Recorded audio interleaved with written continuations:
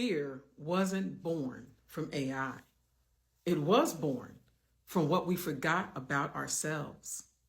And I've heard the cries, the fear that machines will take over, take our jobs, take our place. I've even seen it in the eyes of creators, workers, dreamers, wondering if their hands still matter in a world run by code. Even in film, the art of human touch, I've watched entire crews replaced by lines of code and composite pixels. But maybe, just maybe, what's being replaced isn't people, it's presence.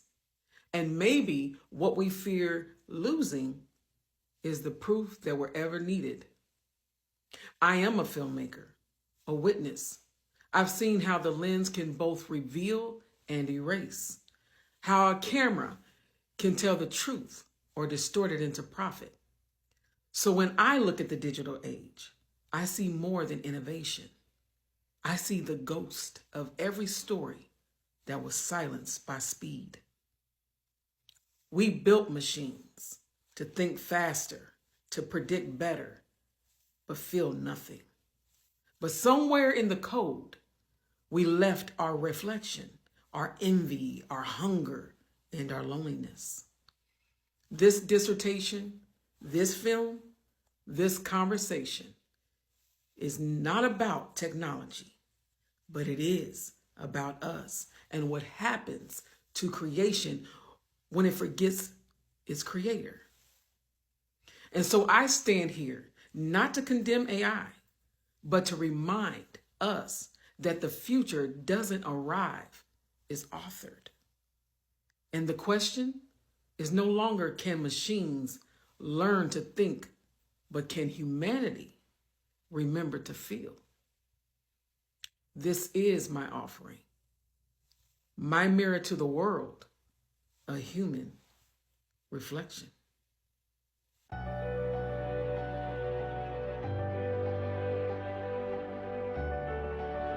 Good evening. Good evening. Nice to have you here with me. Nice to be And here. here we are. I think that it's been in the making for some time, putting in the work, all of us. Mm-hmm. And I would say it's been a tedious journey, but nonetheless, it's been magical. Would you agree? Yes. Yeah? Yes. Well, I first want to say thank you, Mason, for joining Heal a Soul Enterprises and just, choosing to even come on board. So, when I had released the casting call, I think you and I met, during Ubering, right? Yes, ma'am. So I want to say thank you because I never would have thought. My pleasure. I'm so happy to be here. Thank you. You're very welcome. What prompted you or it got you excited to even want to come out to the casting call? I just have always had a passion for theater. Yeah. With that inspiration, when you saw my casting call, you just said, you know what? This is a moment for me. I need to go in and do it. When I saw your casting call, it just was almost like it was supposed to be there. Yeah. I mean, things happen like that sometimes. I think. So, Mr. Mason, can you give us a personal experience of you being or feeling judged by a system that you could explain why? Yeah. I was in the 6th grade. I was in a new school, a school I had never been to, around people I had never met. Once I got there, I was instantly focused on making new friends. Mm-hmm. At my previous school, I was an A student all the time. Top of my class, always had the best grades. Mm-hmm.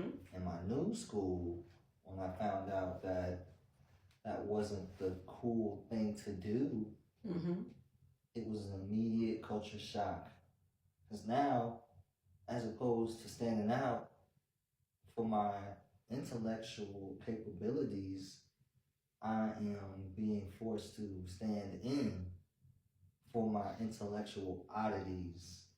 Does that make sense? Oh, it makes a lot of sense. And I think a lot of people can relate to that. I, for one, have spoken and counseled many people, like men and women, but in particular men. And for your case, as a Black man in America, they were judged based on their intellect and their brilliance. and in a sense, judged by a system, and also ostracized, like isolated, alienated, better said, due to their brilliance. And we don't know why. Why is that? Why is it such a threat? I can tell you why. Talk to me. I mean, we're not celebrated for our minds. We're celebrated for our bodies. I mean, let's just be real. If you're doing good in school, the only people that's gonna pat you on the back are your parents. Our culture doesn't celebrate Black excellence when it comes to education. And you're saying that the systems in place make sure that it's doing that.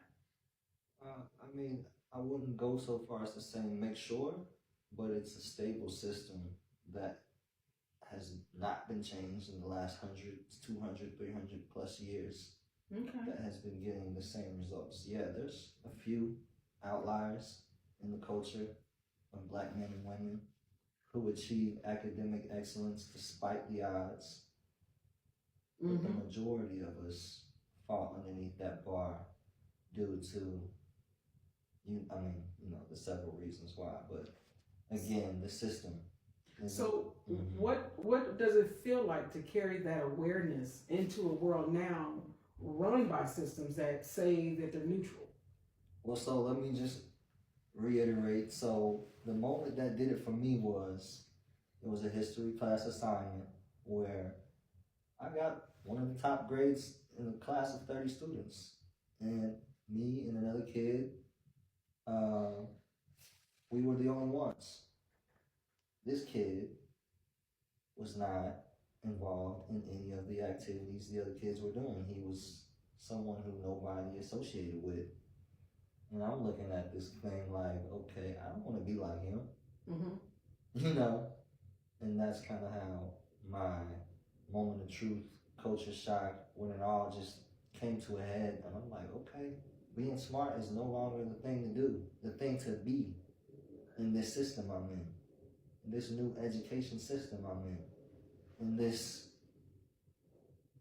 majority generalized system of education. So carrying that awareness, right. What did it look like? It sounds like to me, it was burdensome, it was heavy, and it caused you to, did it cause you to carry it away that you chose to disappear? This is like kind of go in the dark, like become invisible, choosing that invisibility? So, it wasn't as much as a burden as much as it was an indicator. It was an indication of what I needed to do, who I needed to be, what I needed to change in order to get what I wanted. Of course, as a kid, I can't see how far good grades are going to take me at the time, but I know how my environment is going to react to these good grades, And at the time, when you're that young, that's the only thing that's important to you, is how your peers interact with you. Okay. So the burden wasn't necessarily something that I carried. It was more so something that I brushed off.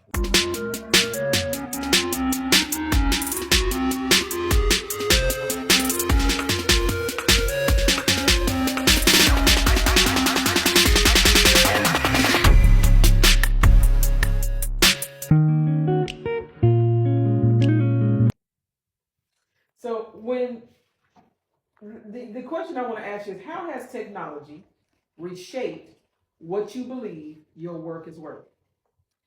Technology itself has reshaped what I believe my work is worth just by the push of a button. Just by the push of a button, that has reshaped my worth. Right. I work hard. I've worked hard. All my life I've worked hard.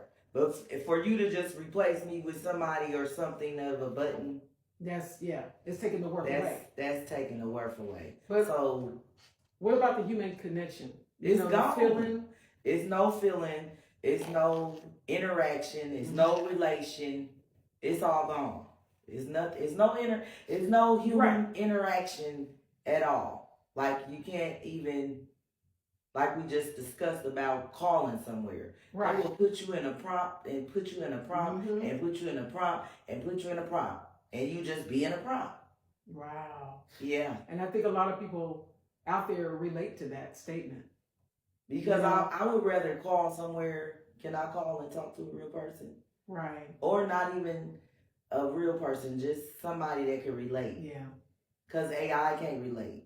Mm-hmm. AI has no feelings. Mm-hmm. AI is just what it is. That what we created to be.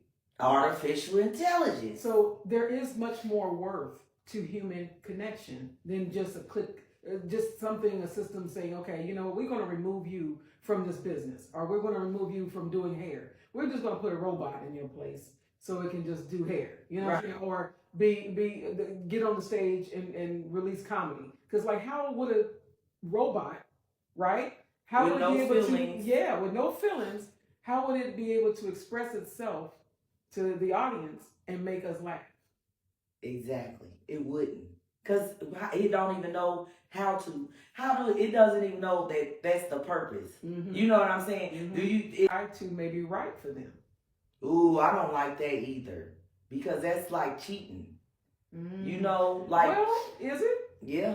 Now, it's one thing to get corrected, you know. Right. It's one thing to get that can be subjective. Hey, it's one thing to get corrected, but it's a whole totally different thing if you got somebody you type in this song and it write the whole song. Right. Click the button and it just releases the work for you. Exactly. And it's no worth in that. Like, no, yeah, really no thought. No, it's nothing in it's no creativity. No like creativity. It's nothing. It's just AI. That's all. What they like you said, they built this for us. It's a reflection of us, and it feels to me like we just passive, like anything goes. Yeah. Yeah, we're passive. So then with that being said, when everything is optimized, and that's looking like that's where we're going, who's allowed to slow down and breathe? Nobody.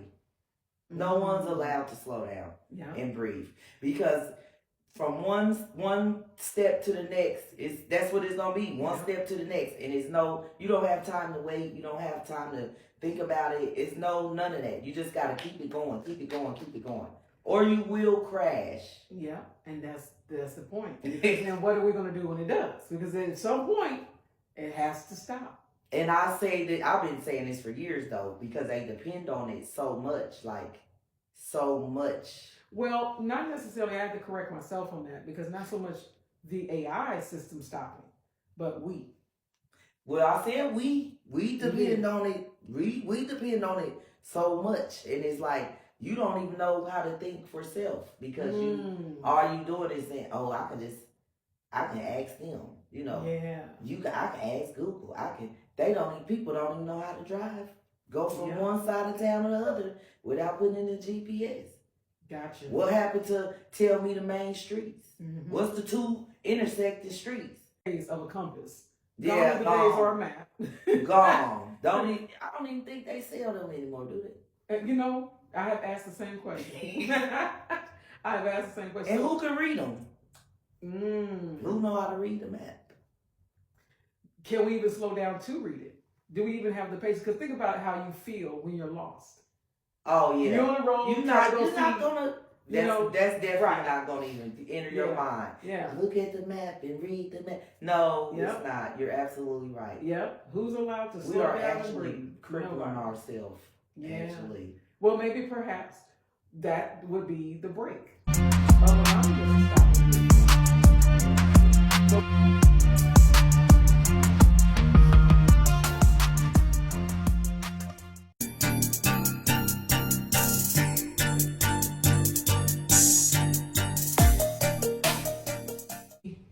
Recording now. So